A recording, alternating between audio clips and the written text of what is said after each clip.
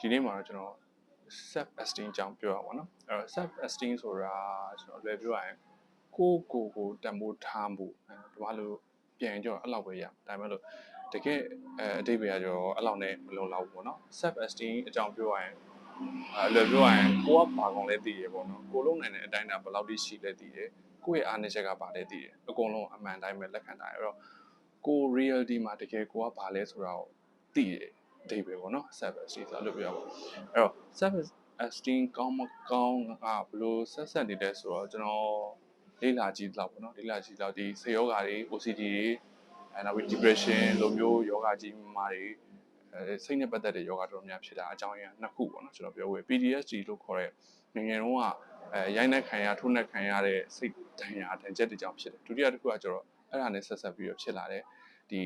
self esteem နည်းသွားတာပေါ့နော်ကိုတန်ဖိုးထားမှုနည်းသွားတဲ့အခါမှာအဲ့ဒီခုလုံးပေါင်းလိုက်တဲ့အခါမှာဒီ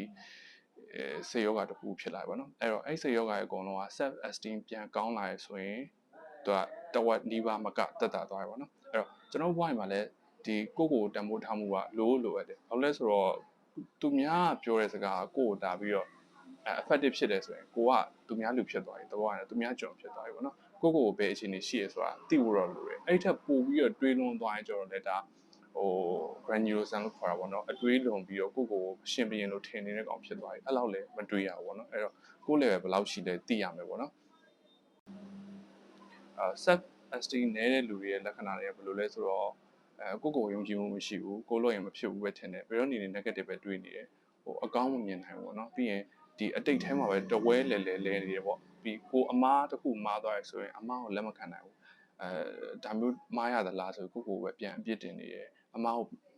ပြန်ပြီးအမှန်ဖြစ်အောင်ပြင်မယ်အနာဂတ်မှာပြန်ပြင်မယ်ဆိုရယ်စိတ်မရှိဘူးပေါ့နော်self esteem တဖြည်းဖြည်းချင်းမြင့်တက်လာရင်ကျတော့သူက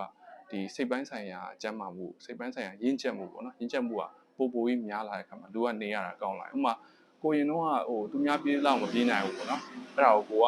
စိတ်ညစ်တယ်ပေါ့နော်စိတ်ညစ်တယ်နောက်မှတဖြည်းချင်းကိုသိတာကိုကအပြေးသမားလည်းမဟုတ်ဘူးကိုကအလောက်မပြေးနိုင်ဘူးဒါပေမဲ့လို့သူမတော်တဲ့ကိစ္စတွေမှာကိုကတော်ရဲဆိုတာတဖြည်းချင်းသိလာတော့အဲ့ဒါကိုပိုပြီးလှုပ်လာနိုင်တယ်အဲ့ဒါပိုပြီးလှုပ်လာနိုင်တော့နေရတာပိုပြီးပျော်လာတယ်ပေါ့နော်အဲ့ပြီးကိုနိုင်သလောက်ပဲလုပ်မယ်ကိုတက်သလောက်ပဲလုပ်မယ်ဆိုပြီးတော့ကိုယုံကြည်ချက်တွေပိုပြီးများလာတယ်အဲ့အချိန်မှာကျွန်တော်ခုနပြောတဲ့ဒီ depression လိုဟာမျိုးတက်တာသွားလိမ့်မယ်နော်အဲ့တော့ကျွန်တော်ပြောတာအရင်ကတော့မပြည့်စုံဘူးဒါပေမဲ့လို့ self esteem ကြောင့်တေချာလေးထပ်ပြီးတော့လေ့လာကြည့်ပါဘာကိုပြောချင်တာလဲကိုယ့်ရဲ့တန်ဖိုးထားမှုကဘာလဲဆိုတာရှာကြည့်ပါနော်အဲ့လိုဆိုရင်နေရတာပို့ပြီးတော့ကျန်းမာရေးစိတ်ကျန်းမာရေးပေါ့နော်စိတ်ကျန်းမာရေးပို့ပြီးတော့ရင့်ကျက်လာပါလိမ့်မယ်